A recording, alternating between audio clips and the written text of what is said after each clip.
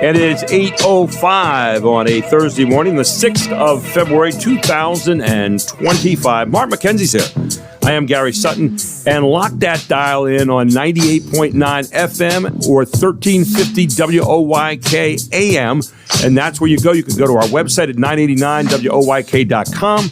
Our podcast is up later on today on WOYK on YouTube, so go to YouTube, just go WOYK, and you will find our podcast. We actually put it on TV as well, so you get to see my...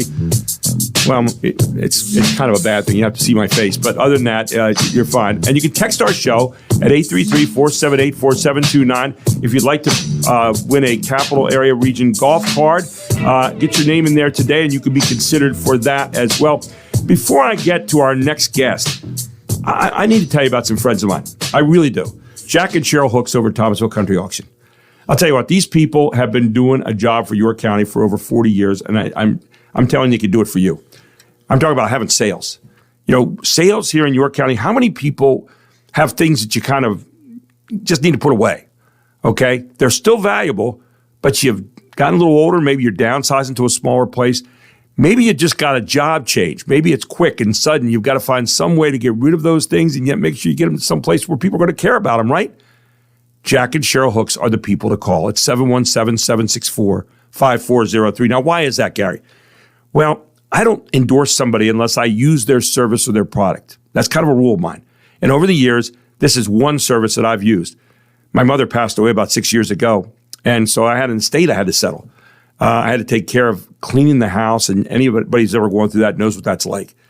And so I went about doing that, but I'll tell you what, I was lost on how do we take care of a sale, what do we do? And I called Jack and Cheryl up at 717-764-5403, and let me tell you what, they were out at the house the next day.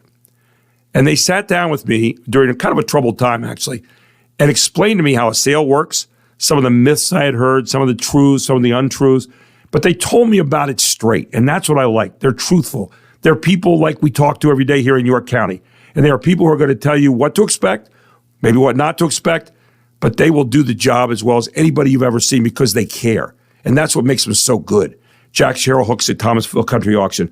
Now, they have a sale coming up. Excuse me, this coming Monday, February 10th at 4 p.m. And if you like Department 56, those little houses and stuff, they've got some of that out there. Oak dinette set, tools, gas grill, home decor. Gary, how do I know what to bid on when I get there? You go to ThomasvilleCountryAuction.com right now. You go down to the left-hand side, you hit auction date, and you will see Monday, February 10th coming up at 4 p.m. And then you can look at everything. It's all pictured right there, and that's what they do. They get it out there ahead of time so you know what you're going to bid on when you get there. Jack and Cheryl Hooks are ready to help you. And when it comes to real estate, guess what? They also took care of my mother's home and saved me a lot of headaches and a lot of extra costs. They can do the same thing for you, ladies and gentlemen.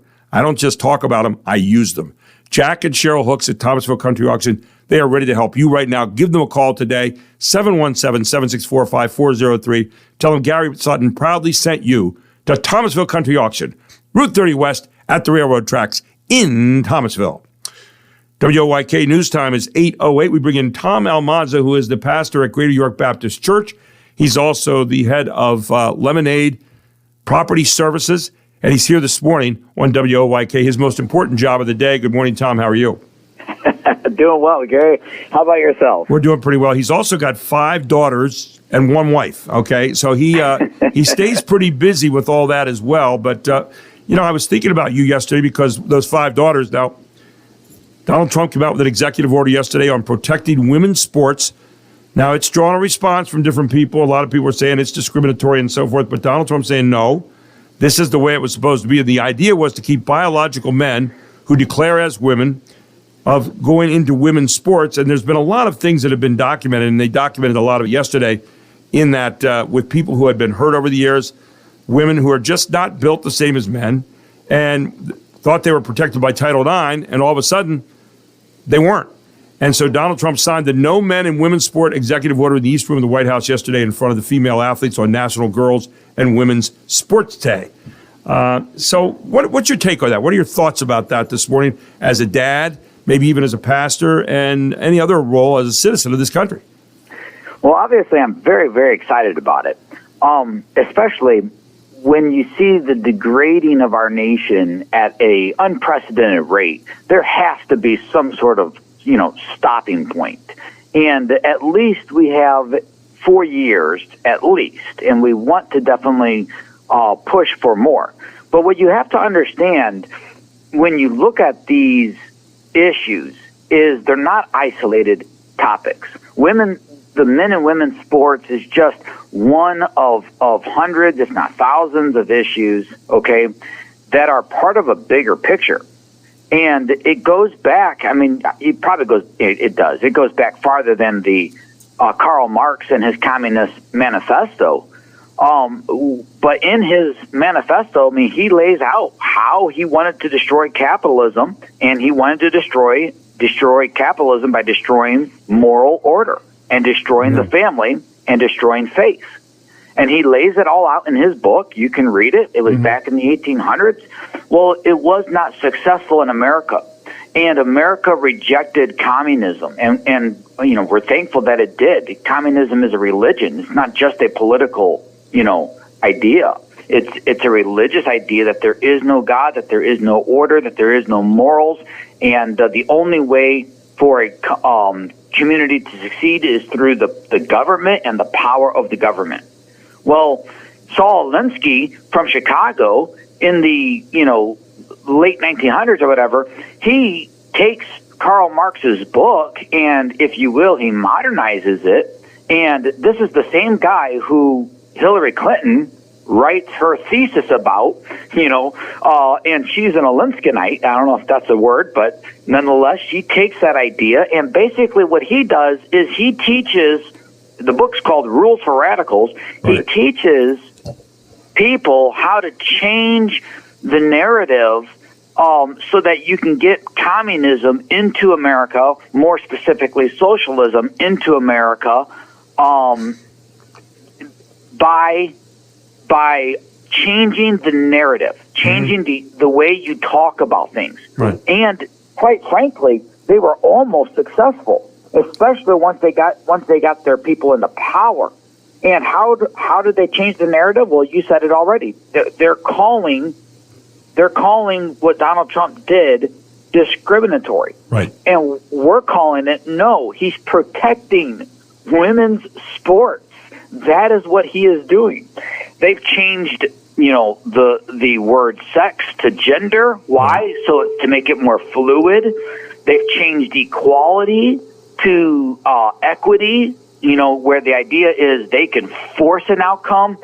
And what they have done, Gary, is they have absolutely made the definitive terminology of what traditional values have always been, and they've made a mush. It has nothing to do with, for them, advancing women's sports. It has everything to do with eliminating women's sports.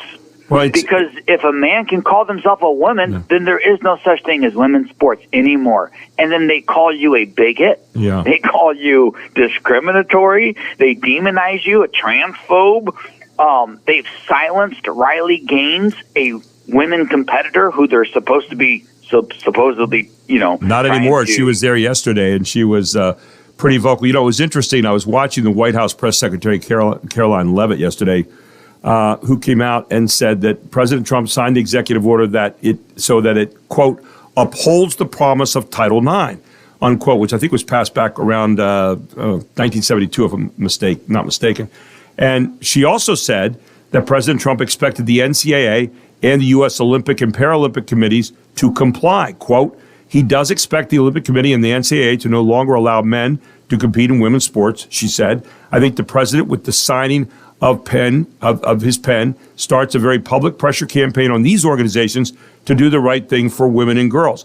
A lot of us who have been in coaching and who've been in sports over the years, like myself, I've been in it for 45 years, the idea of this and just declaring that you could be a woman, we've seen records broken, we've seen people hurt.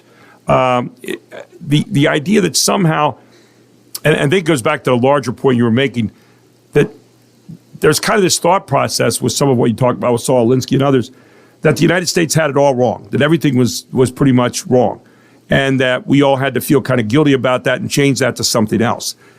I think what we're coming back to now is that where we all felt pressure because we kind of succumbed to that kind of thinking a little bit, Now it's coming back where you're saying, no, I don't succumb to that kind of thinking. And we're seeing it where you see major companies who are stopping with the whole DEI programs and the HR people and DEI. They're starting to go the other direction. Places like Target and John Deere and Walmart and places like that where a lot of workers are at. So the point is that this is a relatively popular position. What the president did yesterday, Caroline Leavitt said as much, when she said, again, this is an incredibly popular position. There have been many notable female athletes who had the courage to speak out, like Riley Gaines, against some very powerful institutions in this country.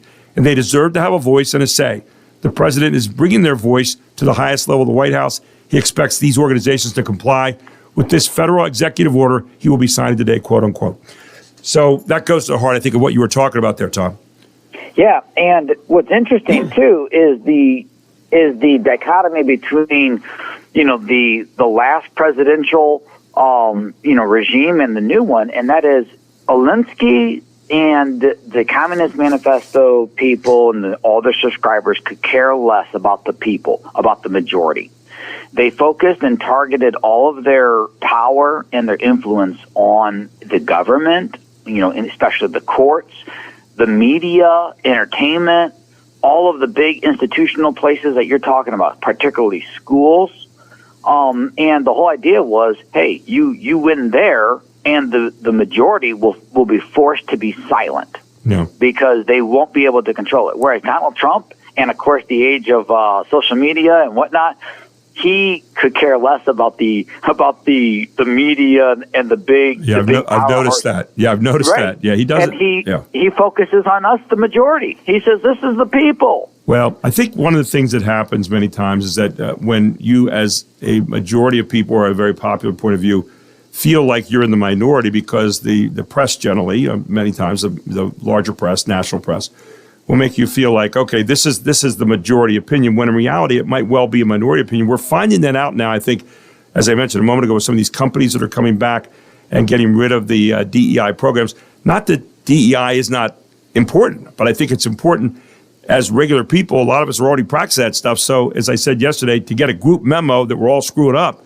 that we have these microaggressions and that we really don't understand things on a higher level, that's not where people are right now. And I think you're seeing us changing in that direction. Tom, really appreciate you being with us this morning. Thank you so much for taking the time.